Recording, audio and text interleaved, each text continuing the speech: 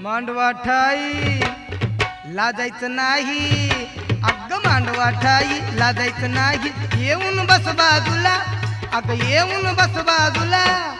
माझ्या फिरतीच्या फुला ग सांग आता कसं वाटतंय तुला, सांग आता कसं वाटतंय तुला, सांग आता कसं वाटतंय तुला. मांडवा ठाई अग लाजायचं नाही, मांडवा ठाई लाजायचं नाही. येऊन बस बाजूला, अग येऊन बस बाजूला.